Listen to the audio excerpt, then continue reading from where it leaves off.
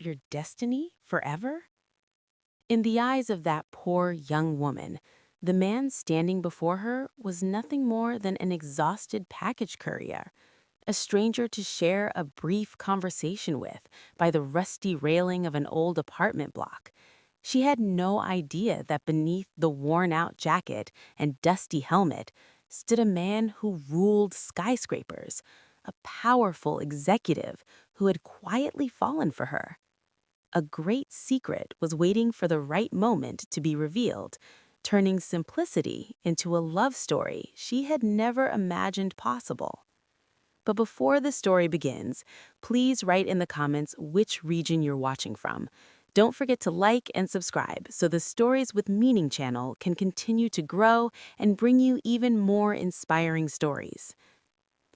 The midday sun over Phoenix that day felt as though it was pouring all its fury onto the earth. The heat was unbearable, scorching the skin and making the asphalt shimmer with rising steam. Amid relentless traffic, a man rode a faded orange automatic scooter, his body wrapped in a thick jacket. Strapped to the back was a large cargo box filled with packages of various sizes that all had to be delivered that very day. That man was Adrian. If anyone from the glass skyscraper into the downtown business district saw him now, they wouldn't believe their eyes. This version of Adrian was not the CEO of the logistics giant Velux Logistics, who usually sat in a leather chair inside an air-conditioned office. This was Adrian undercover, posing as a field carrier. He wiped the sweat streaming down his temples with the back of his gloved hand. The standard helmet felt suffocating, reeking of sun-heated plastic, nothing like the comfort of the luxury car that normally chauffeured him around. But this was exactly what he wanted. He was tired of polished reports claiming the company's delivery system was flawless, while customer complaints piled up in a digital inbox no manager bothered to read. Adrian wanted to see it himself, to feel the pulse of his company on the ground, on dusty roads riddled with potholes. That afternoon, his scooter rolled slowly into a densely populated neighborhood on the outskirts of the city. Narrow alleys barely wide enough for one motorbike twisted between crowded apartment blocks. Tangled electrical wires hung low overhead, like makeshift roofs. The smell of open drains mixed with the aroma of home-cooked food. It was a world utterly foreign to him, a world he had barely touched in his 30 years of life. He stopped in front of an old apartment building. Its peeling paint revealed fragile red bricks beneath. Adrian checked the handheld device in his hand. The screen displayed an address and a name, Clara. He let out a long breath. This wasn't an ordinary delivery. The system marked it as a returned package.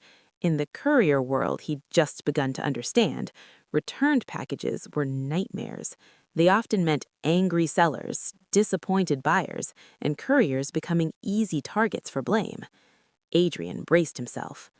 Carrying the medium-sized box, he climbed the narrow stairs to the second floor. His boots echoed against the rough concrete. At apartment 204, he stopped.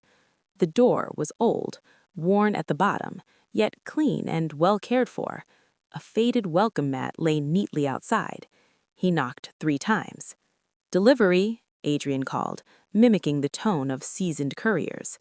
After a brief silence, soft footsteps approached. The door creaked open.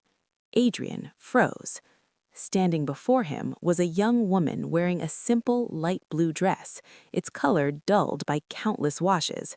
A matching shawl framed her oval face. She wore no makeup, yet her clean, natural complexion radiated a calming warmth.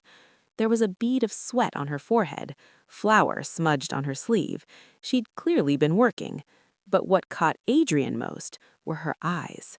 Calm, gentle eyes, a stark contrast to the chaos around them. "Yes?" she asked softly. "There's a package?" "For Miss Clara?" Adrian confirmed. "That's me." She handed him the box, the red returned label glaring from the side. He explained carefully, expecting frustration. Instead, Clara accepted the box, her hands trembling slightly. Her smile faded, disappointment visible. Yet she took a deep breath and then smiled again. "Thank you, sir. You must be exhausted climbing up here in this heat." Adrian was stunned. She had just lost money, yet she worried about him. Before he could leave, she disappeared inside and returned moments later with a glass of iced water, cold mist rising from its surface. "Please drink this," she said warmly. "It's really hot outside. Sorry, it's just plain water." Adrian took the glass, the coldness soothing his parched throat, but it was her kindness that truly quenched something deeper inside him.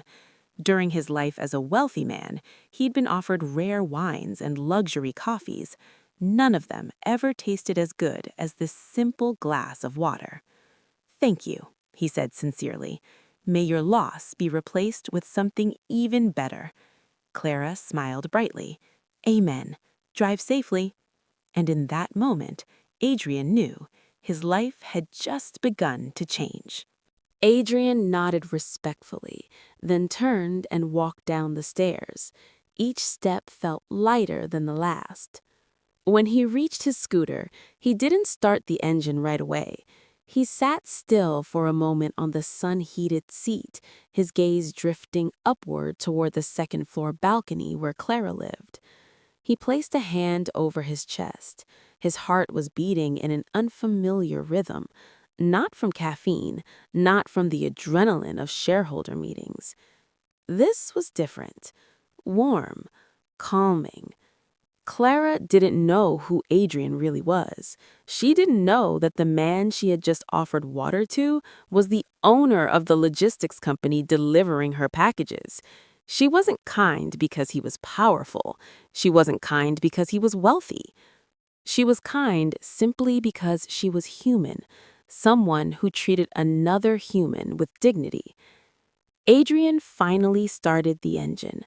The roar of the exhaust snapped him out of his thoughts. He merged back into Phoenix traffic, but this time his mind wasn't on business strategies or delivery efficiency. His thoughts lingered in an old apartment block, on a young woman wearing a light blue shawl who greeted disappointment with a smile and a glass of cold water. Unconsciously, behind his suffocating helmet, the corners of the powerful CEO's lips curved into a sincere smile, one he hadn't worn in a very long time. He knew one thing for certain. Tomorrow, he had to return to this route.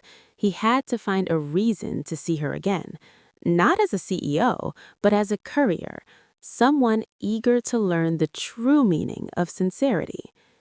The sun was still blazing, yet for Adrian, the day felt noticeably cooler. That brief encounter became a turning point, the beginning of a destiny never recorded in his digital work calendar. A week passed after their first meeting, but the image of Clara's gentle face refused to leave Adrian's mind. Inside the Velux Logistics headquarters on the 40th floor of a skyscraper, Adrian sat silently behind his polished mahogany desk. The office was cold, quiet, filled with the expensive scent of lavender air freshener. A massive monitor in front of him displayed the company's live courier operations map. Red and green dots blinked, tracking thousands of vehicles across the city. Yet his eyes were fixed on a single point, a dense residential area in West Phoenix where an old apartment complex stood. His undercover fieldwork was supposed to be random, meant to evaluate service quality across all sectors evenly. But something inside him had shifted. Using his full authority as CEO with top-level admin access, Adrian manipulated his own courier assignment schedule. Every pickup or delivery in Clara's area was rerouted to him, never to another courier.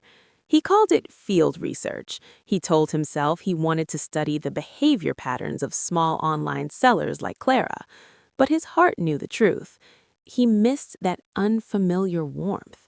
He missed a smile that expected nothing in return, something exceedingly rare in the business world he lived in. That afternoon, the sun wasn't as harsh, clouds hanging lazily over Phoenix's sky. Adrian rode his company scooter through traffic once more. This time, he wasn't carrying a dreaded return package, but a pickup order. A notification chimed on his Courier app. Clara's online shop had 3 packages ready for shipment, a small number compared to major sellers, but to Adrian, those 3 parcels were golden tickets. When he arrived at the apartment courtyard, the atmosphere felt livelier than usual.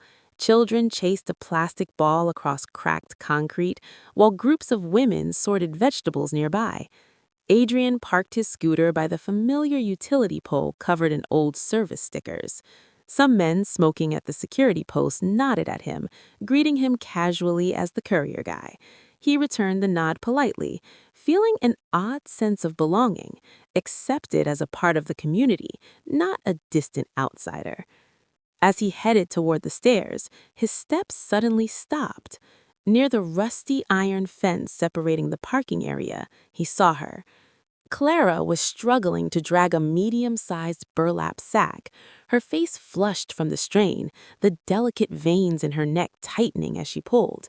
The fence beside her was old, its green paint peeling badly, revealing coarse rust beneath. She leaned against it briefly to catch her breath. His instincts moved faster than logic. He jogged toward her. "Careful, Miss Clara. That looks heavy. Let me help," he said quickly. Clara startled, losing her grip on the sack. She turned and found the orange-jacketed courier beside her. Her eyes widened in surprise, then softened in recognition. "Oh, it's you! You scared me," she laughed lightly. "I thought it was someone else." Her laughter was bright, contagious. Without hesitation, Adrian lifted the sack. It was heavy, likely fabric scraps or crafting materials. Nothing for a man who trained regularly at a private gym, but for someone as petite as Clara, it must have been exhausting. "Do you want this taken upstairs?" Adrian asked. "It's not for shipping," Clara explained. "New raw materials from a supplier. They dropped it at the alley entrance. The truck couldn't get in." "Then I'll carry it up," Adrian said firmly. "Oh no, don't," Clara protested. "That's heavy. You're here to pick up packages, not work as a porter." "It's fine," Adrian replied calmly. "Think of it as exercise. Besides, I need to pick up your packages anyway." Before she could object again, he hoisted the sack on his shoulder and started up the stairs. Clara hurried behind him, thanking him repeatedly. At her apartment door, Adrian gently set the sack down, careful not to damage its contents. His breathing was slightly heavy, but the satisfaction outweighed the effort. "Thank you so much," Clara said sincerely, unlocking the metal gate. "I keep troubling you. First the water, now this. You're really kind, you know." That simple praise struck Adrian harder than being named the youngest CEO of the year by a prestigious business magazine. "It's what people do, help each other," he said quickly, changing the subject before his warming cheeks betrayed him. "Are the packages ready?" "Yes, just a moment," Clara replied. She returned with 3 neatly wrapped parcels, shipping labels already attached. Instead of retreating inside like most customers, she leaned against the rusted corridor railing. A gentle afternoon breeze lifted the edge of her shawl. The view from the second floor was modest, crowded rooftops and lines of laundry swaying in the wind. Yet the moment felt strangely serene. Sensing her desire to talk, Adrian leaned against the wall beside her, allowing time to pause, forgetting the emails waiting for him later that night. "Getting a lot of orders lately?" Adrian asked. "Thankfully, yes," Clara replied. "These 3 are all out-of-state orders. It helps a little with savings." Adrian studied her profile. Fatigue was etched there, yet beneath it burned a quiet, steady determination. "You do everything yourself, sewing, packing, carrying materials. Doesn't it get exhausting?" Adrian asked. Clara smiled faintly. "Of course it does. I'm human," she said honestly. "Sometimes my back feels like it'll break when I'm racing deadlines until dawn." She turned to look at him. "But when I remember my goal, the exhaustion becomes bearable." "What's your goal? A big house? A new car?" Clara chuckled and shook her head. "No, that's too far ahead," she said softly. "I just want to buy my mother an electric wheelchair." Adrian froze. "My mom's getting old," Clara continued. "Her legs hurt badly from severe arthritis. For 3 years, she's used a second-hand wheelchair I bought from a flea market." Her voice trembled, but never turned weak. "It's hard. The wheels jam, the backrest hurts her spine.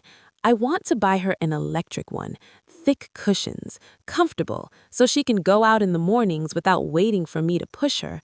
She inhaled slowly. "It's very expensive for me, so every stitch I sew is one step closer to seeing her smile in comfort." Adrian felt as though he'd been struck. He was used to hearing about billion-dollar profits, hostile takeovers, European vacations.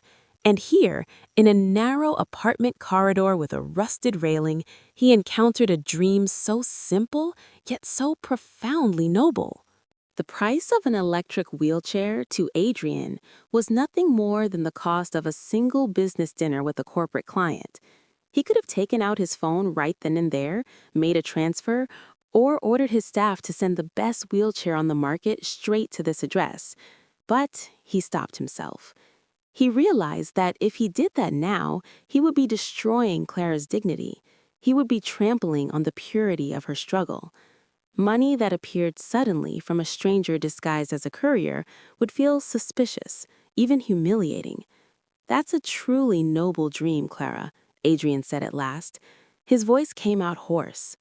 Clara chuckled softly, as if laughing at her own melancholic dream. "Oh, you're good at encouraging people, Mr. Courier," she said lightly. "Just pray for me, okay? Hopefully my savings will grow faster." "I will," Adrian replied firmly. "I promise." And in his heart, he made a vow. He would help make that dream come true, but the right way. A way that honored Clara's effort, not replaced it. The sky grew darker. One by one, porch lights around the apartment complex flickered on, casting a dim yellow glow. The distant sound of evening prayers echoed faintly between tall buildings. "Oh, it's already evening," Clara said suddenly, realizing the time. "I'm sorry, I ended up talking too much. You probably still have work or family waiting at home." Adrian smiled faintly. There was no one waiting for him in his luxury apartment, only silence and a robotic vacuum cleaner. "It's okay," he said gently. "I enjoyed listening. It gives me motivation to work harder too." He took the 3 packages from Clara and placed them into his courier bag. "I should go now. Please send my regards to your mother. I hope she stays healthy." "Yes," Clara replied. "Be careful on the road. Don't ride too fast." Adrian nodded and turned to leave. As he walked down the stairs, his fingers brushed against the rusted iron railing where they had been leaning earlier. The metal was cold and rough. Yet, to Adrian, this place felt warmer than anywhere else in the world. That conversation by the rusty fence had changed something inside him, permanently. He no longer saw Clara as merely a poor girl who had caught his attention. He saw a resilient woman with a heart as vast as the ocean. And Adrian realized he wanted to be part of that simple dream, not as a benefactor, but as someone she could rely on. Riding his scooter through the Phoenix night, Adrian began forming a new plan. He would use his knowledge, not his money, to help Clara's business grow. He wanted to see her buy that wheelchair with her own sweat, with her pride intact. And when that day came, Adrian wanted to stand beside her, smiling with quiet pride. The Phoenix sky, once merely cloudy, suddenly darkened into a threatening gray. Massive cumulonimbus clouds rolled overhead, as if preparing to unload their entire burden onto the city. Strong winds whipped through the streets, sending dust swirling and making roadside trees dance wildly. Motorcyclists pulled over in panic, scrambling for shelter beneath overpasses and storefront awnings. Adrian was still riding his faded orange scooter when the first heavy drop of rain struck his helmet visor. It was large, heavy. Then came thousands more, falling all at once like arrows from the sky. Within seconds, drizzle turned into a roaring storm. Visibility dropped sharply. The overheated asphalt hissed as cold rain hit it, releasing thin clouds of steam. Damn it, Adrian muttered inside his helmet. He had just finished his last delivery in a nearby district and planned to pass by Clara's apartment complex before returning to the branch office. But nature had other plans. The rain intensified, accompanied by flashes of lightning and thunderclaps so loud they shook the nerves. Dirty water began pooling on the streets. Suddenly, the old scooter's engine coughed. It sputtered violently, then died completely right as Adrian turned into the narrow alley leading to Clara's apartment block. He pressed the starter button again and again. Nothing, only the weak whine of the motor. He tried the Kickstarter, slamming his foot down repeatedly in the pouring rain. Still nothing. Water had likely seeped into the spark plug or carburetor. With no other choice, Adrian climbed off and began pushing the heavy machine through the downpour. Despite his thick jacket, he was soaked to the bone. Cold water seeped through the collar and sleeves, sending shivers across his skin. He pushed the scooter toward the apartment parking area, which sat slightly higher and safer from flooding. As he struggled to park the scooter on its center stand, a familiar voice called out from the ground floor terrace. "Hey, Mr. Courier, don't stay there. It's flooding.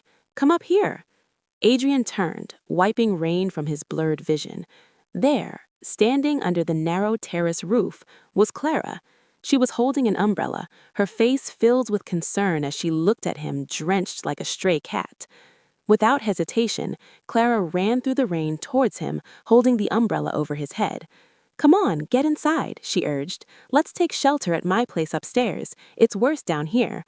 "But my scooter," Adrian hesitated. "It's fine there," Clara insisted. "We'll check it once the rain stops. You're completely soaked. You'll catch a cold." Her kindness dissolved his resistance. Adrian followed her up the stairs.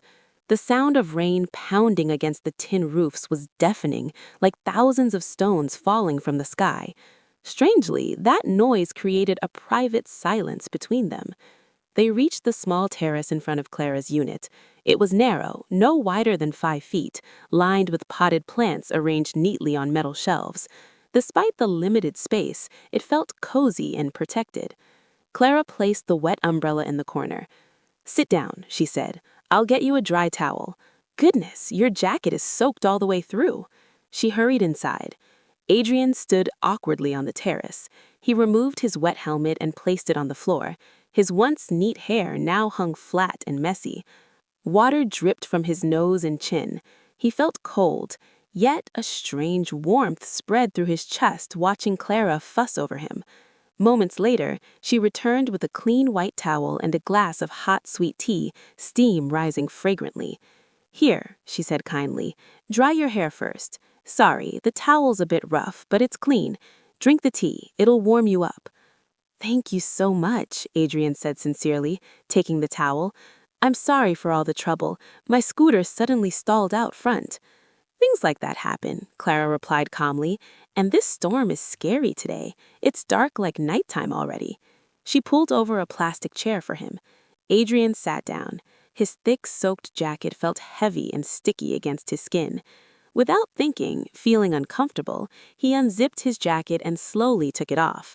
Underneath, he wore only a plain black t-shirt. As he pulled his left sleeve free, something went wrong. Adrian forgot. That morning, he had attended an important meeting with foreign investors before heading into the field, and he had worn his favorite watch, a handcrafted Swiss timepiece, a Patek Philippe Nautilus, dark blue dial, worth as much as the entire apartment complex and the land beneath it. The watch gleamed quietly on his left wrist. Clara, standing nearby, caught the reflection accidentally as Adrian rolled his damp sleeve up. Her eyes widened in amazement. "Wow," she said innocently. "That's a really nice watch. It looks luxurious, expensive." She leaned closer to inspect it. "It looks solid, nothing like those plastic watches sold at night markets." Adrian's heart stopped for a second. Blood rushed violently through his ears. Panic. His disguise could unravel because of this one small object.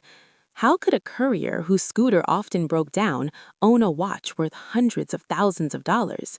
His mind raced fast. He pulled his hand back slightly, trying to cover the watch with his palm, and laughed awkwardly, a laugh that sounded painfully forced even to himself. Oh, this? It's just a regular watch. Bought it at a secondhand stall downtown. Really? Clara asked curiously. The details are so refined. Even the shine looks different. Yes, Adrian lied again. It's a high-quality replica. You know how good replicas are these days. They look exactly like the real thing. But the movement's just battery-powered. If it gets wet, it dies.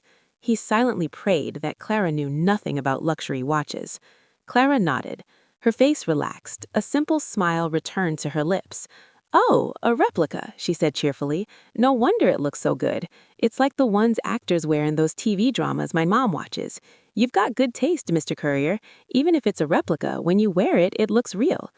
Adrian exhaled quietly, wiping cold sweat mixed with rain from his forehead. Clara's innocence, her distance from the world of luxury, had saved him. She held no suspicion. For her, a world where someone could buy a watch worth a house was nothing more than a fairy tale, and so believing it was a replica made much more sense.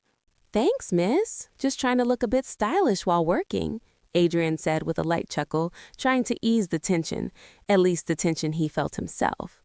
He took a sip of the warm, sweet tea Clara had made. The sweetness of rock sugar blended with the slight bitterness of jasmine tea touched his tongue, warming his throat all the way down to his stomach. Outside, the rain still roared, forming a curtain of water that cut them off from the outside world. But on this narrow terrace, time seemed to slow. Clara sat on a small stool across from Adrian, hugging her knees, staring at the rain. "Do you like the rain?" she suddenly asked, breaking the silence that had been filled only with the sound of water dripping. Adrian thought for a moment. He used to hate rain. Rain meant traffic jams, delayed flights, muddy golf courses. Rain was an interruption to efficiency. "I didn't like it before. It was always a hassle," Adrian answered honestly. "But now it doesn't seem so bad." "Why?" Clara asked, looking at him with wide, curious eyes. "Because rain makes us stop for a moment. If it weren't raining, I'd probably still be on the road, rushing, no time to rest, no time to drink this great tea," Adrian replied, lifting his glass slightly. Clara smiled broadly until her eyes curved into crescents. Her cheeks flushed red, maybe from the cold air or maybe from the implied compliment. "I like the rain," Clara said softly, her gaze returning to the droplets falling from the corrugated roof. "It's noisy, but calming, like God is singing a lullaby for a tired earth.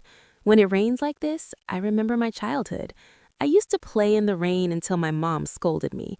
Now I'm grown up, too embarrassed to do that anymore." Adrian chuckled softly, picturing a younger Clara running freely under the rain, laughing without worry. The image felt beautiful. "If you ever want to play in the rain again, I'll join you," Adrian joked. "I'm already soaking wet anyway." "Oh, come on, courier guy," laughed Clara. "People would think we're crazy. Two grown adults splashing around in the parking lot." Her laughter rang clear and warm, drowning out the distant thunder. They laughed together. In that moment, the social walls between them collapsed completely. There was no corporate leader and struggling girl, no rich and poor. There was only a man named Adrian and a woman named Clara. Two people sharing warmth in the middle of a storm, sheltering under the same roof, laughing at simple things. Adrian watched Clara's profile from the side. He saw an incredible calmness there. Despite her difficult life, despite the leaky roof and financial uncertainty, Clara possessed a richness of spirit Adrian himself lacked. She could find happiness in raindrops and a cup of hot tea. Meanwhile, Adrian often felt empty amid champagne parties on luxury yachts. An hour passed without them realizing it. The storm gradually eased, leaving only a fine drizzle and the strong sense of wet earth rising into the air. The sky grew slightly brighter, though the sun was already leaning west. "It looks like it's letting up," Adrian said. "I should try starting my bike again. I don't want it to get too late getting back to the office." "Okay, be careful," Clara replied as she stood. The roads will be slippery, lots of puddles. Adrian put his damp jacket back on. It felt cold and uncomfortable, but he had to return to his role. Clara followed him downstairs. When Adrian tried the engine again, it coughed a few times before finally roaring to life, white smoke puffing from the exhaust. "Thank God it's running," Clara exclaimed cheerfully. Adrian looked at her one last time before putting on his helmet. "Thank you so much, Clara, for the tea, the towel, and the shelter. I owe you one," he said sincerely. "You're welcome. Don't hesitate to stop by again if you pass this way." Adrian nodded firmly. Stop by? This was the only place he wanted to go now. He rode off slowly, leaving the apartment complex, cutting through puddles that splashed to both sides. In his rearview mirror, he saw Clara still standing there, waving her small hand until he disappeared around the corner. Adrian touched the luxury watch hidden beneath his jacket sleeve. That object had nearly ruined everything earlier. Yet the incident revealed something crucial. Clara didn't see material things. She saw people. And for Adrian, that realization was worth more than any Patek Philippe in the world. That rain didn't just soak the earth, it nourished the seeds of love beginning to grow in the heart of a corporate leader who had already fallen far too deep. Later that day, the apartment complex felt more stifling than usual. The air barely moved, allowing dust from the road to settle in every corridor. Adrian parked his bike with a light heart. Since the storm the previous week, his relationship with Clara had become easier. They were no longer just courier and customer, but two friends sharing stories in between busy days. Adrian often caught himself smiling while working, waiting for the moment he could turn his bike toward this address again. But as he climbed the stairs to the second floor, something felt off. Normally, he could hear the rhythmic hum of Clara's sewing machine or her soft humming from a distance. Today, silence.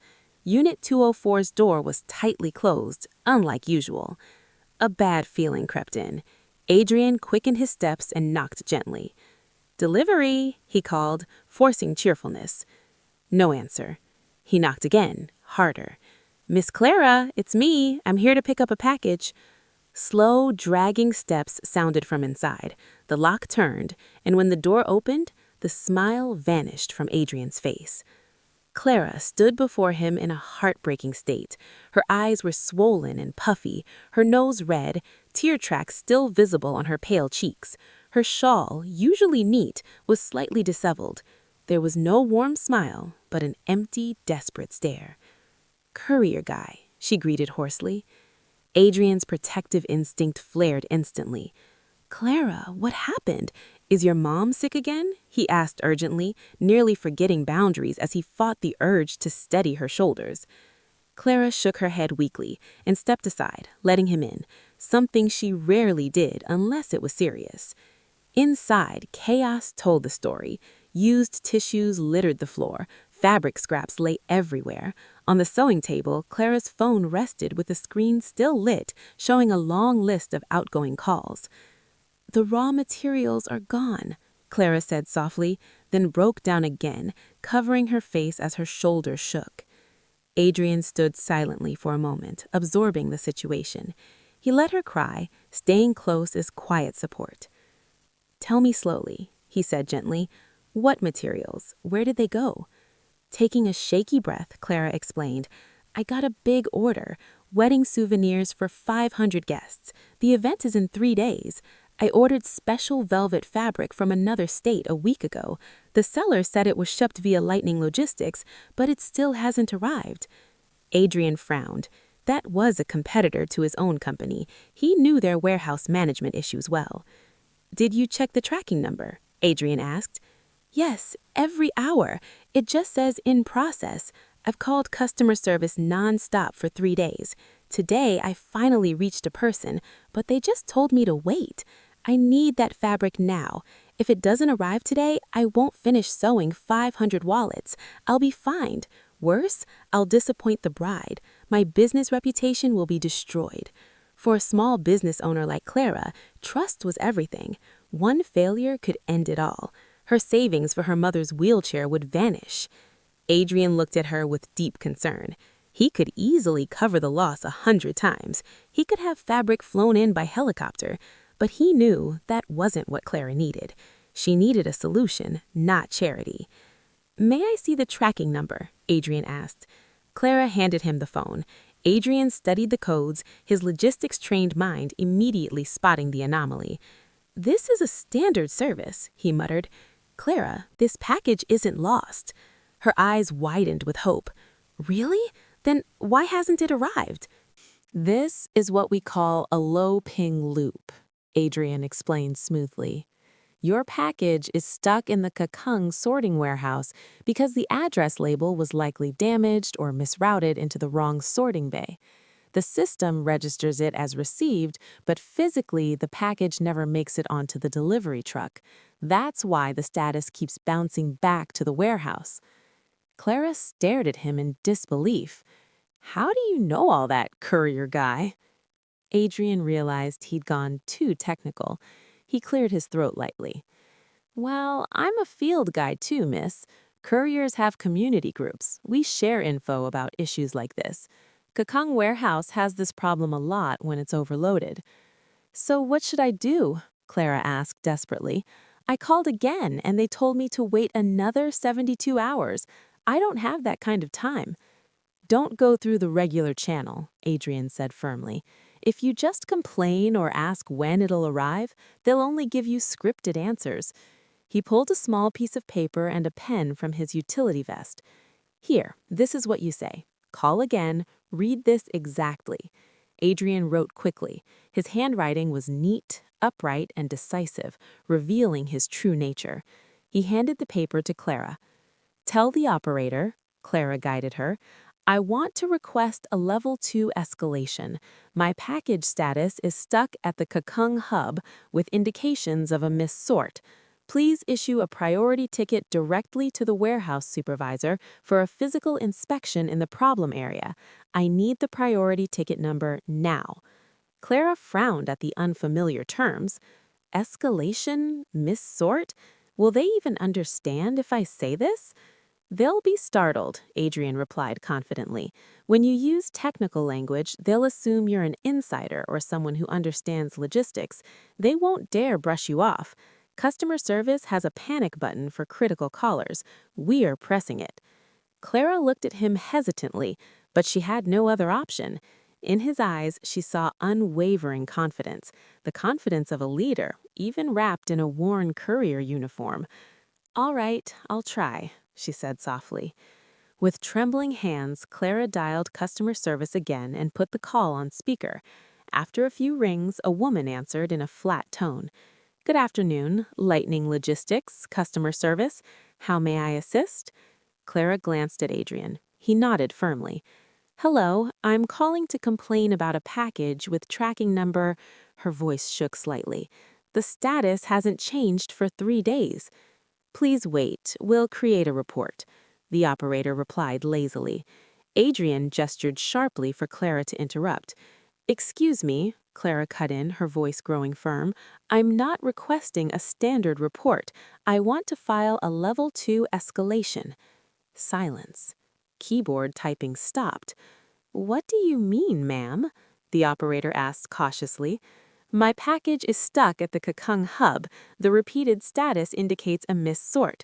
Clara continued, reading Adrian's note flawlessly. "Please issue a priority ticket directly to the warehouse supervisor for a physical inspection in the problem area. I need the priority ticket number now." Another silence, longer this time. Adrian smiled faintly. He knew exactly what was happening on the other end. "Yes, ma'am. We apologize for the inconvenience. Since you've requested an escalation, I will immediately forward this report to our Kakung warehouse supervisor. Please hold while I process your priority ticket." 5 minutes later, the call ended. Clara stared at her phone in disbelief. "He actually gave me a special ticket number. He even promised a dedicated courier would deliver it this afternoon if the package is found." Her eyes sparkled as if she had just witnessed a miracle.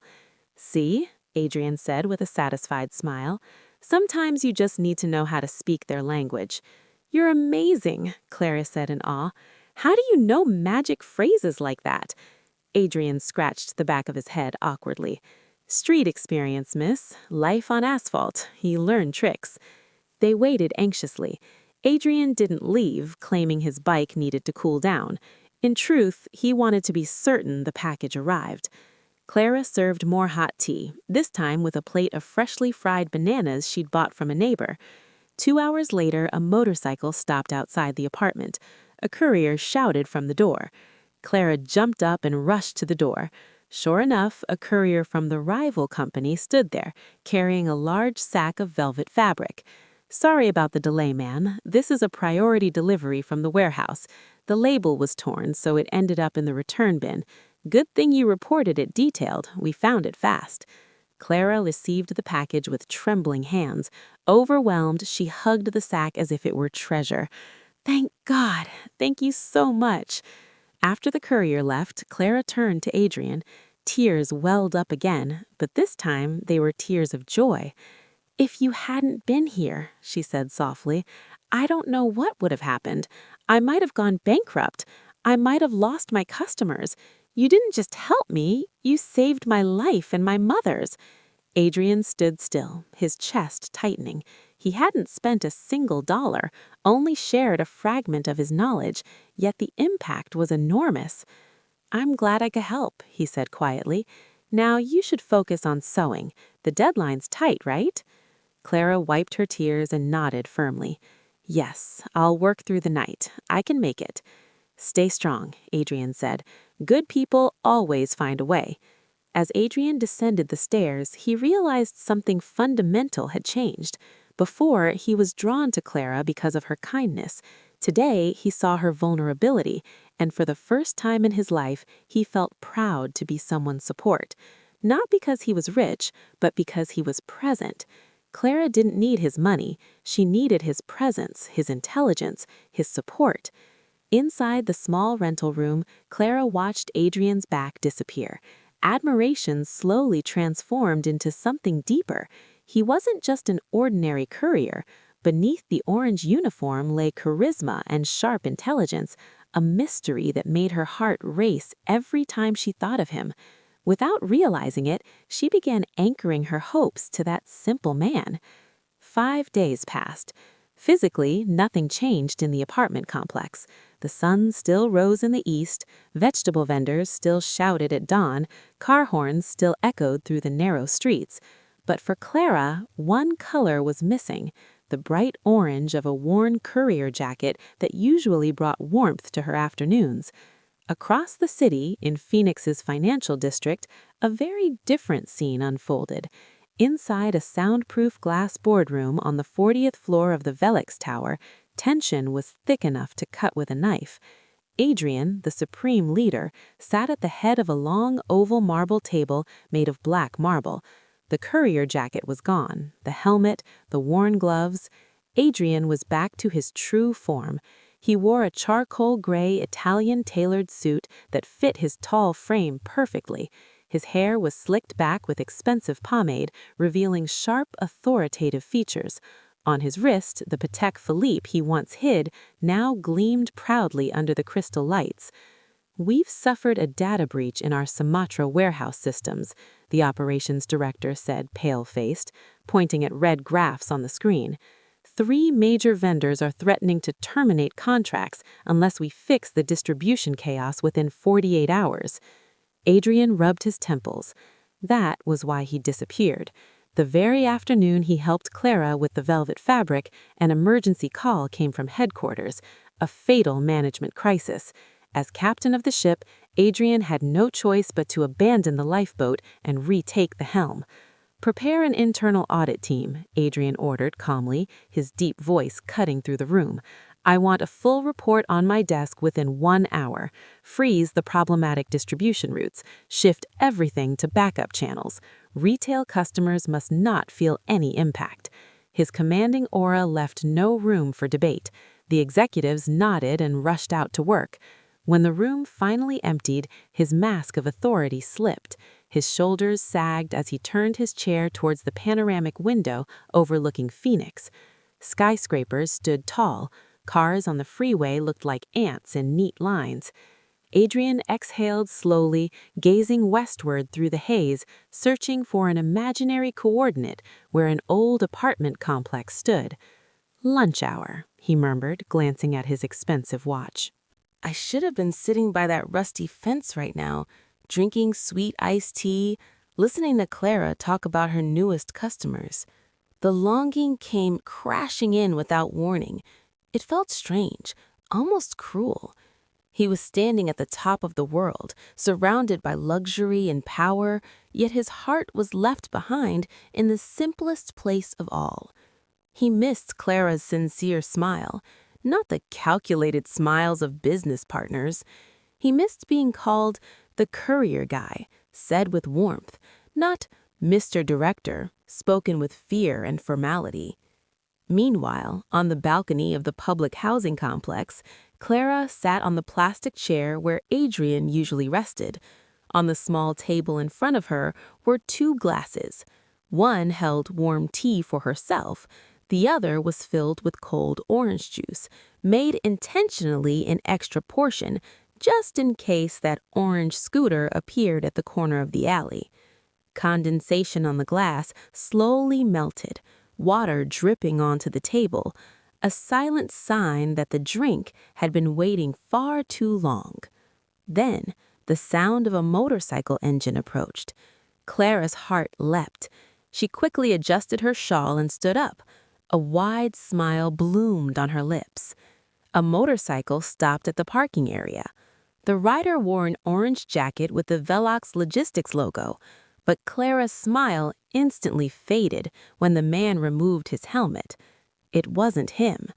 The man was stocky, with a thick mustache, and tired, slightly harsh eyes.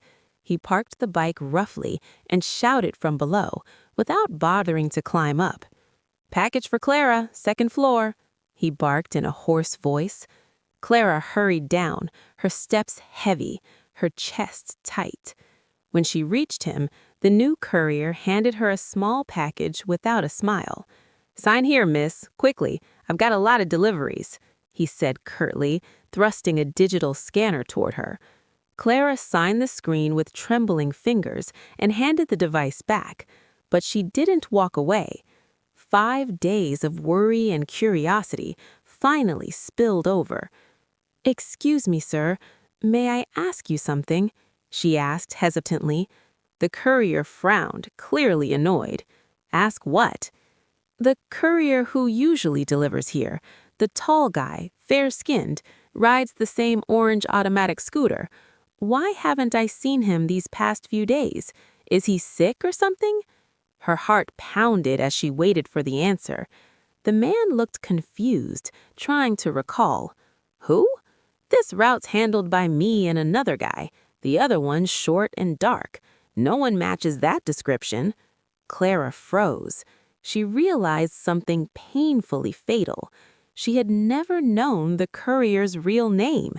They had talked about life, dreams, rain, and hope, but somehow a formal introduction had never happened. Or maybe he never meant to give it. "What's his name?" the courier pressed. I forgot his name, sir," Clara admitted softly. "But he was very diligent, polite, always helped carry heavy boxes. How could you not know your own coworker?" Her eyes began to glisten. The courier shook his head firmly. "Miss, Velux has thousands of couriers. Routes rotate all the time. If you don't have a name, I can't help.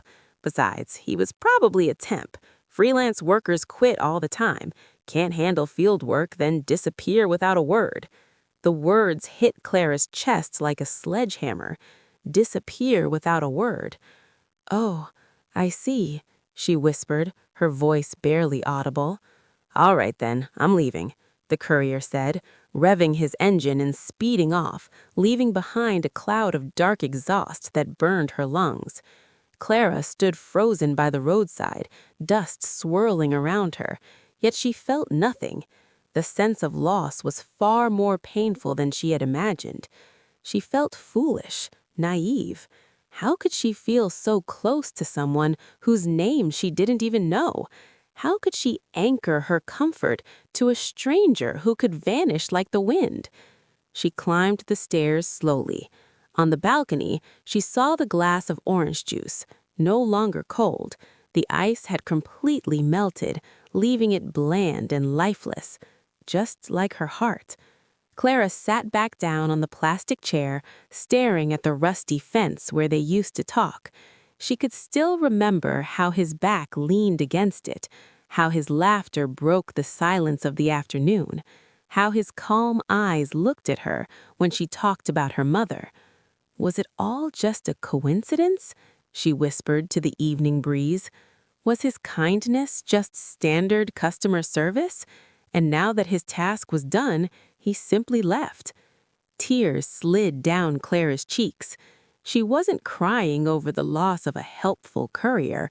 She was mourning a friend, the only adult man who had listened to her dreams without belittling them, someone who made her feel that even though she was poor and lived in run-down public housing, she still mattered. She wiped her tears roughly. She couldn't afford to be weak. Life had to go on. Packages had to be shipped. Sewing orders had to be finished. Her mother's wheelchair still needed to be bought, no matter the cost in dollars. She picked up the glass of orange juice, intending to pour it into the sink, but her movement stopped. Deep inside her heart, a small voice rebelled against logic. The way he looked at her when he prayed for her success, the way he rushed to help during heavy storms, the intelligence he showed when solving delivery problems, it all felt too real to belong to a runaway temp. There was sincerity there. Her conscience told her he hadn't left out of boredom, but because of something else. I hope you're safe wherever you are, Clara prayed silently, and may God let us meet again, even just once, so I can thank you properly. That night, Clara worked harder than ever. The roar of her sewing machine cut through the darkness, as if trying to chase away the loneliness that had suddenly become an uninvited guest in her home.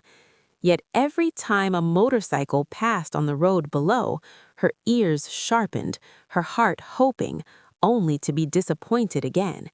A futile hope, but one she couldn't let go of. Meanwhile, in his cold, luxurious office, Adrian hadn't gone home, even though the clock showed 10 p.m. He stared at his computer screen, not at company data, but at a customer profile stored in Velux Logistics database, Clara Craft, a small business profile. He read the name quietly, his fingers tapping the desk. He couldn't remain a shadow courier forever. The disguise was over. But his story with Clara could not end like this. He had to find a way back into her life, this time honorably, not through the back door as a delivery man, but through the front door as someone who could offer a future. Adrian picked up his phone and called his personal assistant. "Good evening, Mr. Adrian. Is there something I can help you with at this hour?" the assistant asked, surprised but professional. "Prepare a reward program for the best SME partners of the month. I want the award ceremony held at headquarters next week. And make sure—" He paused, inhaling deeply. "Clara Craft is on the main guest list. Send the official invitation tomorrow morning via special courier, VIP courier, not regular delivery." "Understood, sir. I'll take care of it immediately. Anything else?" "That's all. Thank you."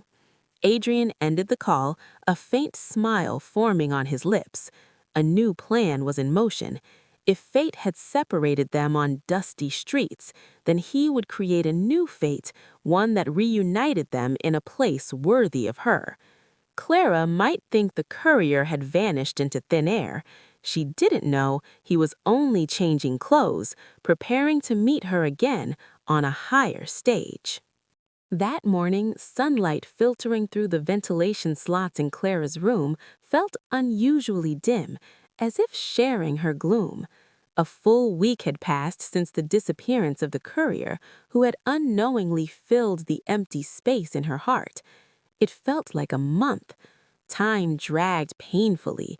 She tried to keep busy sewing the remaining souvenir wallets, but her focus kept breaking. Threads snapped, needles bent, her mind drifted elsewhere. Just as she was about to cut a fabric pattern, a polite, measured knock sounded at the door. "Excuse me, good morning." The voice was deep and formal, not the familiar shout from the alley below. Clara frowned, set down her scissors, straightened her slightly crooked shawl, and walked to the door. When she opened it, her eyes widened in shock. A man stood before her, wearing a neat black safari uniform with an ID badge hanging from his neck. Behind him, parked in the narrow alley, was a gleaming black sedan, so clean and polished that it reflected the neighbor's laundry. The car looked painfully out of place in the run-down surroundings. "Are you Miss Clara, owner of Clara Craft?" the actor asked respectfully, slightly bowing.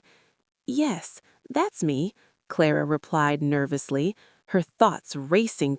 Without waiting any longer, the man turned back, stepped into his luxury car, and drove away slowly, leaving behind a thin cloud of dust. Clara remained frozen at the doorway. Neighbors hanging laundry nearby began whispering amongst themselves, curious about the mysterious visitor. Feeling exposed, Clara quickly went inside and shut the door. Her heart pounded violently. With trembling hands, she carefully broke the seal of the envelope. Inside was a beautifully designed invitation card, printed in elegant cursive lettering.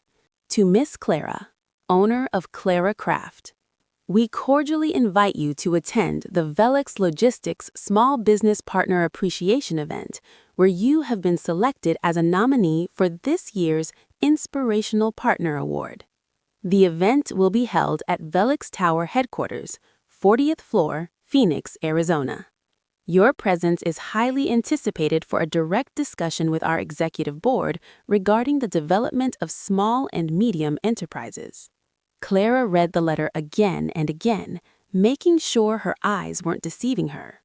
Inspirational partner. Discussion with the board of directors. It felt like a dream. Her business was just a tiny operation run from a rundown public housing unit. Her revenue, measured in modest dollars, was nothing compared to large online stores. Why would a corporate giant like Velux Logistics notice someone like her? "Mom! Mom!" Clara whispered, hurrying into her mother's room. Her mother, sitting in an old wheelchair, turned her head slowly. "What is it, Clara? Why are you running?" "Look at this, Mom. I got an invitation to the headquarters of the delivery company I use. They say I'm a candidate for their Best Partner Award." Her eyes filled with tears. Her mother took the letter, reading it carefully despite her failing eyesight. A proud smile slowly spread across the old woman's wrinkled face. Her thin hand reached out, gently caressing Clara's cheek.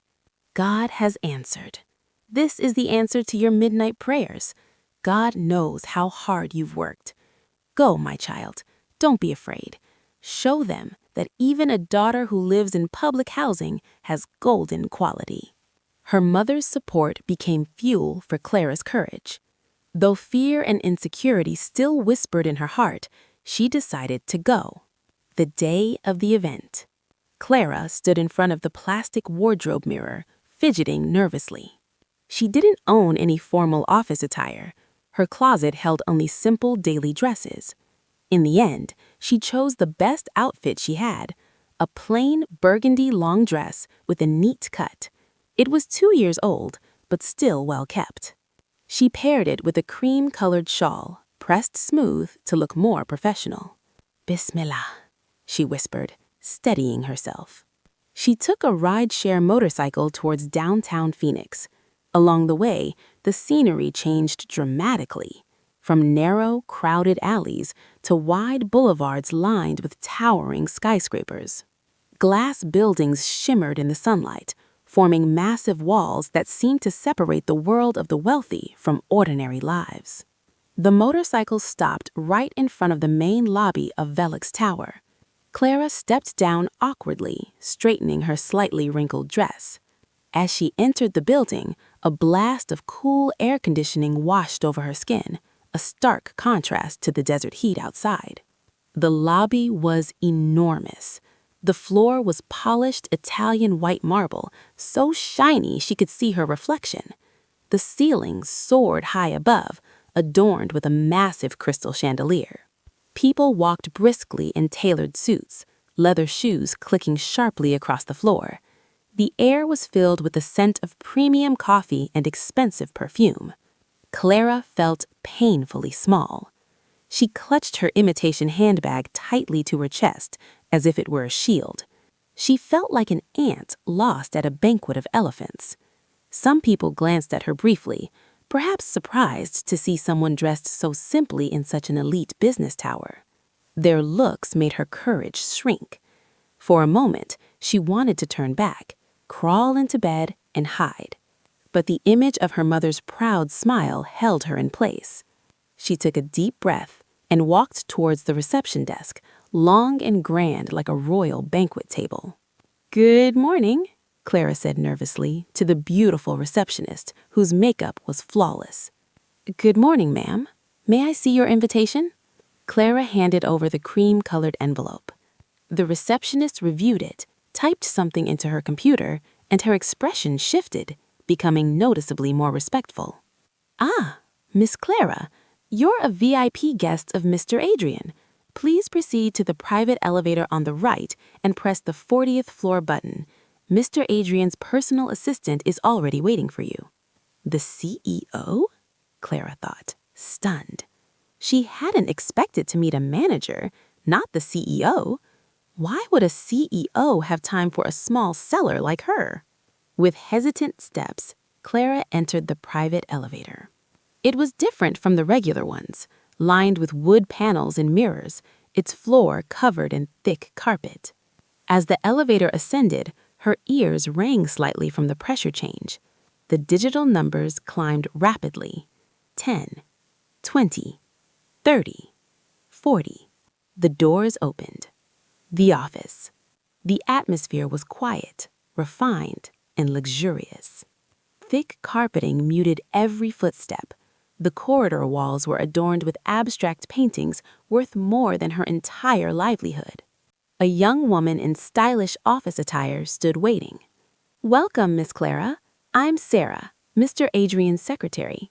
Please follow me. He's been expecting you." "Thank you," Clara replied softly.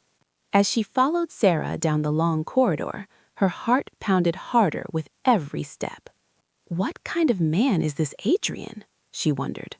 Probably stern, intimidating, and cold? Sarah stopped in front of a large, solid double door made of carved teak wood. She knocked lightly, then opened it. "Please go in.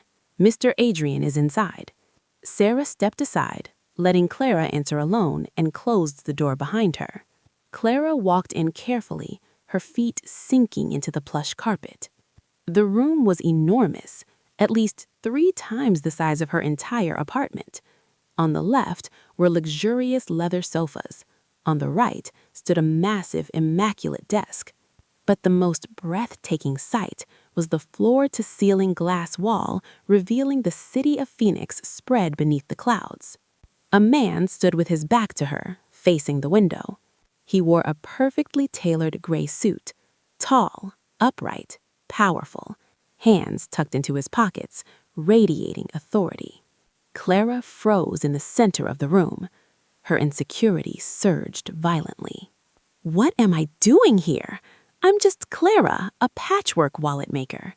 The silence stretched painfully. Only the soft hum of the air conditioning could be heard. "Good afternoon, sir," Clara finally whispered, her voice trembling. The man didn't turn immediately. He paused, as if savoring the sound of her voice. Then slowly, he turned around. The moment his face came into view, time stopped. The world seemed to halt its rotation. Clara's breath caught in her throat. Her eyes widened in pure shock. Her handbag nearly slipped from her grasp. The face was clean, polished, refined. No road dust, no sweat. His hair was neatly styled, not flattened by a helmet. He wore an expensive suit, not an orange Courier jacket. But the eyes, those calm, dark brown eyes, the strong jawline, the faint smile, it was unmistakable. The face she missed every evening, the face she'd prayed for all week. The Courier? Clara whispered in disbelief, her voice barely more than air. Adrian, the man, stepped towards her calmly, confidently. No more rushing, no more bowing. He now stood as the master of the building. Yet when he looked at Clara, there was no arrogance in his eyes, only the same warmth from the rusty fence they once shared. "Welcome to my office, Clara," Adrian said softly, his voice gentle yet commanding. "I'm sorry I didn't say goodbye last week. An urgent matter required me to return to this seat." Clara's mind struggled to process the truth. Her regular courier was the CEO. The man she asked to lift sacks owned the skyscraper. The man who drank plain water from her cheap glass could buy the entire water factory. Her knees weakened. Embarrassment, shock, and betrayal crashed together inside her. She remembered how confidently she lectured him about hard work, how proudly she offered him spare change tips, how naively she worried about his future. All along, she had been talking to a king disguised as a commoner. "So, all this time?" Clara stammered. Tears pooled in her eyes, not of sadness, but overwhelming confusion. "You lied to me. You pretended to be poor." Adrian stopped 2 steps in front of her, seeing the fear and confusion on her face. He knew this moment would be hard, but he also knew he had to explain everything. "I never intended to lie to you or toy with your feelings, Clara. I swear to God," Adrian said earnestly. "It's true that I was conducting field research, but meeting you, becoming your friend, those things were real. Nothing about my feelings was fake. Not when I drank the tea you made and not when we sheltered together from the rain." Clara took a step back. She shook her head slowly. The distance between them, once so small when they sat on the rusty fence, now felt like thousands of miles wide. The undeniable gap in social status rose between them like a massive concrete wall. Her cheap maroon dress suddenly felt like a piece of rags compared to Adrian's flawless silk suit. "I need to go home, sir," Clara whispered. "I don't belong here." She turned around, intending to flee from the suffocating situation. She felt humiliated by fate itself. "Clara, wait!" Adrian called out. His voice changed. It was no longer the commanding tone of a CEO, but the desperate plea of a man afraid of losing someone. Adrian moved quickly, gently yet firmly, grasping Clara's wrist to stop her. It was the same hand that once lifted heavy burlap sacks for her. Skin brushed against fabric, and an electric surge of emotion traveled straight to her heart. Clara stopped, but she didn't dare turn around. She lowered her head, letting a single tear fall onto the expensive carpet. "Please don't leave because of this suit," Adrian pleaded softly, standing right behind her. "Listen to my explanation first. I'm begging you, not as the CEO of Velux Logistics, but as Adrian, the man who used to talk with you by the rusty fence." Silence enveloped the vast office once again. Outside the glass window, the sun shone brightly over Phoenix, bearing silent witness to 2 souls from different worlds struggling to find a bridge between hearts that had long been connected. Adrian's hand around Clara's wrist felt warm, sending gentle waves through her body, making her knees weak. Time seemed frozen inside the luxurious room. Clara stood motionless, her head bowed. Clear tears fell one by one, soaking into the thick carpet beneath her feet. She felt painfully small, like a grain of dust lost inside a golden palace. Shame, shock, and inferiority tangled into a tight knot in her chest. Adrian slowly released her wrist, but he did not step away. Instead, he walked around her and stood directly in front of her, blocking the exit. "Clara, Adrian called gently. It was not the voice of a corporate leader issuing orders, but that of a man asking for understanding. Clara still refused to lift her face. She couldn't bring herself to look into those eyes she once believed belonged to a simple courier, now revealed to be the eyes of a national logistics tycoon. "I'm sorry, sir. I don't deserve to be here. Please let me go home," Clara said, her voice trembling violently. She clenched the hem of her maroon dress, the only nice outfit she owned, now feeling unbearably cheap next to Adrian's perfectly tailored suit. Hearing that formal address stabbed Adrian's heart. He didn't want Clara to see him as a superior or a rich man. He wanted her to see Adrian, the same man who once sheltered on her porch during a storm. Adrian took a deep breath. Then he did something no secretary or executive had ever seen him do. He unbuttoned his expensive silk suit jacket, removed it and draped it carelessly over his back chair. He loosened his tie, unbuttoned the top of his shirt, and rolled his sleeves up to his elbows. One by one, he stripped away the symbols of power, trying to return to a more human version of himself, the version Clara remembered. "Look at me, Clara," Adrian pleaded. Slowly, hesitantly, Clara raised her face. She saw Adrian standing more casually now, though his charisma remained undeniable. "Don't call me sir," Adrian said softly, offering a faint smile. "Call me Adrian, or just Adrian, like when we sat on that rusty fence." It was the same sincere smile that always managed to calm Clara's heart. Adrian gestured toward the plush guest sofa in the corner. "Sit down for a moment. Give me 5 minutes to explain everything. After that, if you still want to leave, I'll personally take you home, to the front door of your apartment complex." There was deep sincerity in his brown eyes. Sincerity Clara couldn't bring herself to reject. Finally, she nodded faintly and walked hesitantly towards the sofa. She sat stiffly at the edge, placing her handbag on her lap like a final shield. Adrian didn't sit on the opposite sofa. Instead, he pulled over a small armless ottoman and sat directly in front of her, lower than her eye level. A symbolic gesture, lowering his pride, meeting her as an equal. "Clara," Adrian began, his voice calm and deep, "I know you feel deceived. I'm sorry I wasn't honest enough from the beginning about who I am.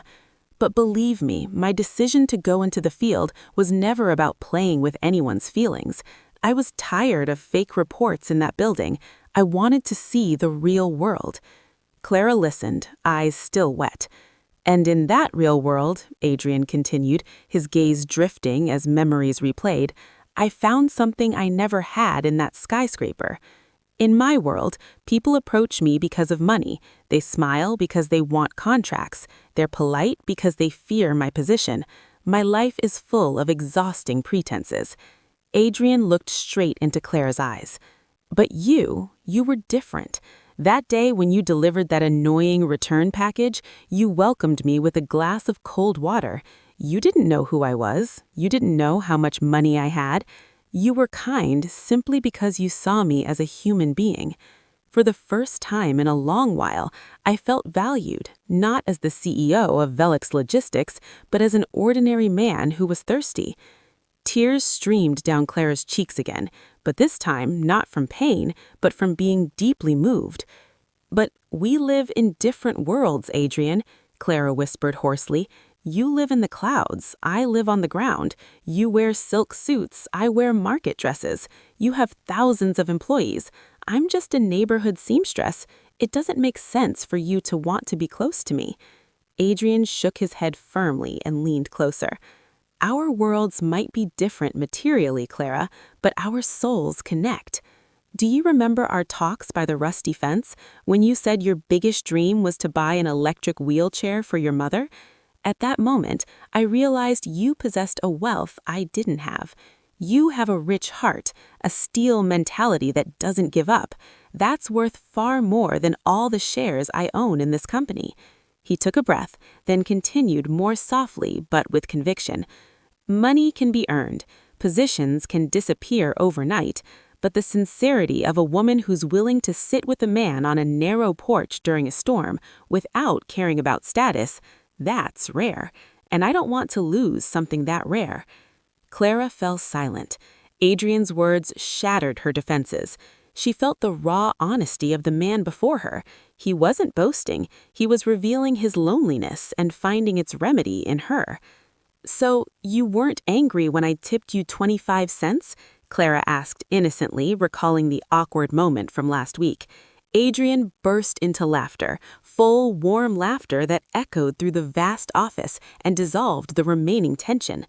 "That was the most valuable 25 cents I've ever received, Clara. I still keep it in my wallet as a reminder that someone appreciated my sweat." Clara smiled faintly, feeling the weight on her shoulders slowly lift. The stiffness melted. Adrian stood up and walked to his desk, picking up a small blue velvet box. Clara's heart raced again. A ring? Is he proposing already? She wasn't ready. It felt too fast, too unreal. But when Adrian opened the box, it wasn't a diamond ring. Inside lay a simple yet elegant silver jasmine-shaped brooch. "This isn't an engagement ring," Adrian said quickly, as if reading her thoughts. He smiled reassuringly. "I know you're not a woman who can be bought by sudden luxury, and I know if I proposed today, you'd run away in fear. We haven't truly known each other in the real world yet." He sat back on the small armless ottoman, holding the box. "This is a gift, a symbol of starting over, a sign that I want to begin honestly, without masks." Adrian looked into Clara's eyes seriously. "Clara, I'm not asking you to be my wife today. That wouldn't be fair to you. I'm only asking for one thing." "What is it?" Clara asked softly. "Give me the chance to know you better as Adrian, not as a courier, not as a distant boss. Let me visit your home again, not to deliver packages, but to see your mother. Let me prove I can be a good partner for you, regardless of my position." He placed the silver brooch gently in Clara's palm. "I want us to build something serious. I want to support your dreams, to help you buy that electric wheelchair, not with my money alone, but with our shared effort. I want to learn how to be a good husband from your simplicity. Will you give this flawed man that chance?" Clara looked at the silver brooch, then into Adrian's face. She saw hope, no arrogance. She saw a mature man ready to commit who respected the process and, most importantly, respected her as she was. Tears of emotion fell again, but this time accompanied by a sweet smile blooming on Clara's lips. She nodded slowly. "You're not fair, Adrian," Clara said hoarsely. "Not fair? What do you mean?" Adrian asked, startled.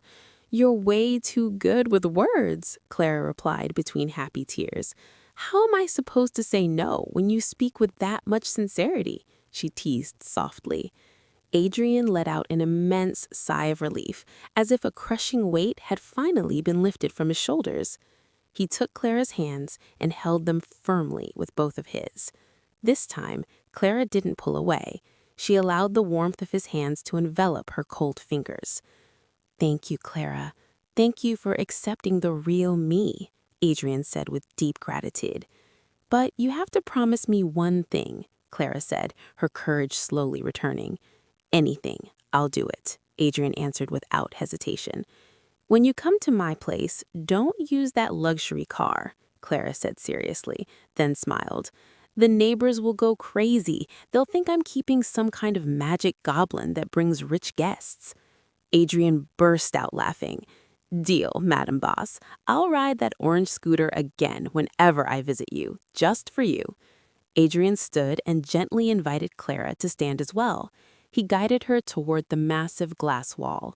They stood side by side, gazing at the vast city of Phoenix spread out beneath them.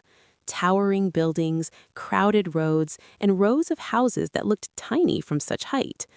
"Look out there, Clara," Adrian said, pointing toward the horizon glowing orange with the setting sun. "The world is vast and harsh, but if we face it together, it won't feel so frightening." Clara nodded. A deep calm settled within her. She knew their journey was only beginning. There would be many challenges ahead: social status differences, neighborhood gossip, perhaps even resistance from Adrian's family one day. But at that moment, in that room, Clara was certain they could face it all. Because the love growing between them wasn't instant love blinded by wealth. It was love born from a simple glass of water, from conversations by a rusty fence, and from two sincere hearts finding each other amid the harsh rhythm of city life. Adrian turned, studying Clara's profile bathed in the golden afternoon light. In his heart, he made a promise to God. He would protect that smile. He would work hard, not to enrich himself anymore, but to make happy the simple woman who had taught him the true meaning of wealth. And on the 40th floor that day, without a lavish party, without a diamond ring, a sacred bond of hearts was formed. A commitment to complement each other, to walk together toward a future guided by God.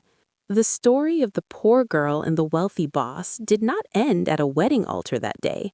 It had only just opened the first page of a long, colorful book of life. Time flowed like a calm but steady river, bringing new seasons into the lives of Clara and Adrian. Since the honest confession on the 40th floor of the Velux Tower, a new commitment had taken root. Adrian, the corporate leader once consumed by numbers and global strategies, now had a sacred routine he never missed.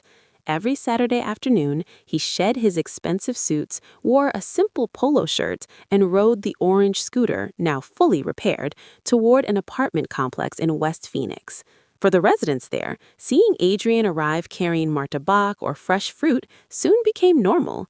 At first, they had been shocked to learn that the friendly man was one of the wealthiest figures in the logistics industry. But Adrian's humility dissolved the awkwardness.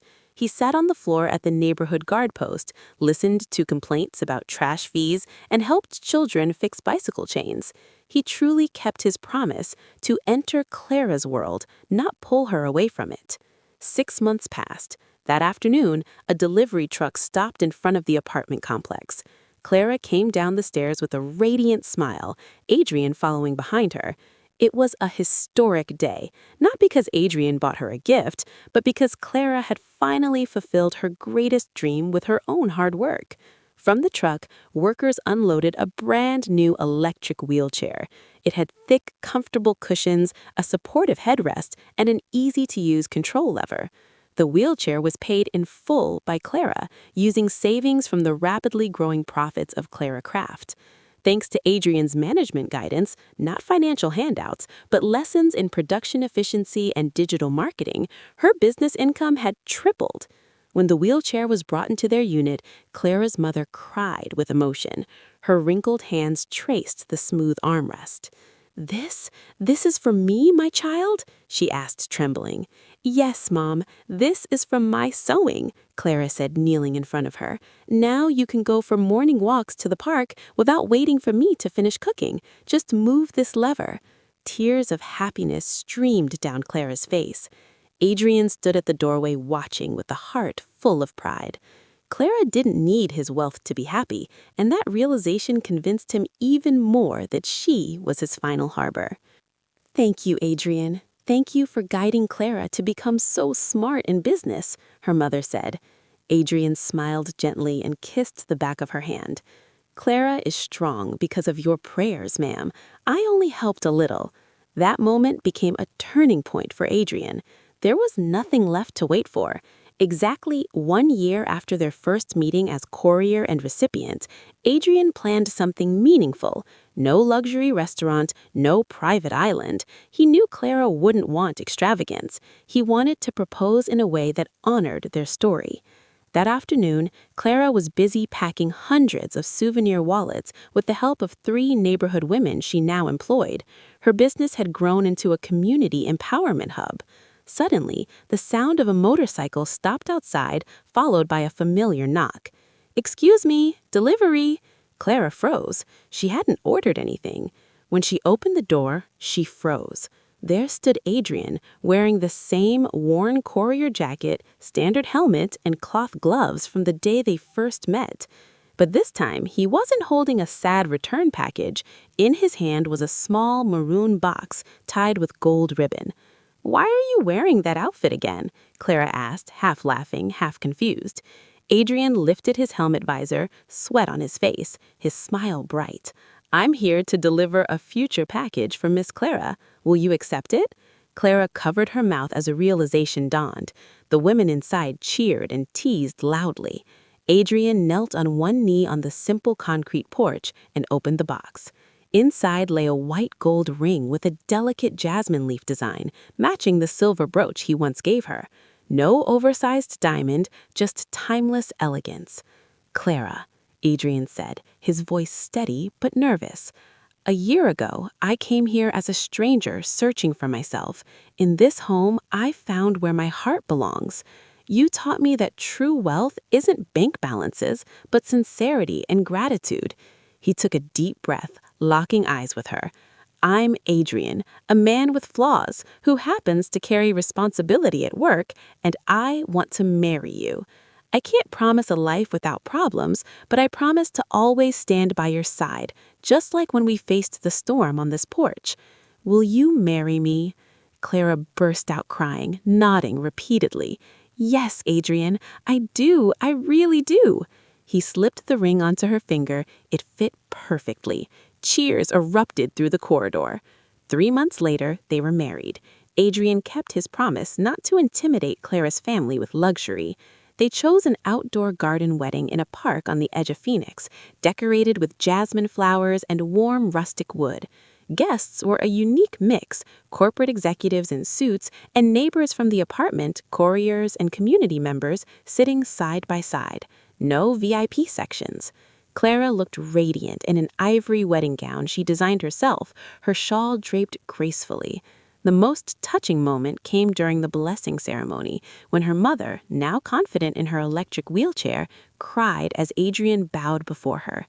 "Care for Clara," she whispered. "She is my life," Adrian replied firmly. Their married life flourished. They moved to a warm, tropical-style home in South Phoenix, designed to be disability-friendly. Yet Clara never forgot her roots. Her old apartment became the production house for Clara Craft, empowering dozens of widows and homemakers. With Velux Logistics network, her products reached Europe and the Middle East. Adrian, too, changed. Under Clara's influence, his leadership became more humane, introducing health insurance, scholarships for Courier's children, and better facilities. 2 years later, Clara became pregnant. 9 months after that, a baby boy was born. They named him Aruna Bhakti Adrian, Aruna meaning dawn, a symbol of new hope. 5 years later, as the sun set in shades of purple and orange, Adrian and Clara sat on their back porch drinking warm tea. "Do you remember?" Clara asked suddenly. "Remember what, love?" Adrian asked, wrapping an arm around her. "The first time you delivered that return package. You were sweaty, sunburned, and terrified." Adrian laughed. "If I hadn't climbed those stairs that day, my life wouldn't be this happy." Clara rested her head on his shoulder. "God has such a funny script." Adrian kissed her head gently. "You and our family are the most beautiful package destiny ever delivered to me. One I will never return." Under the same sunset sky that once sheltered their first meeting, their love story continued, built on honesty, humility, and love for God.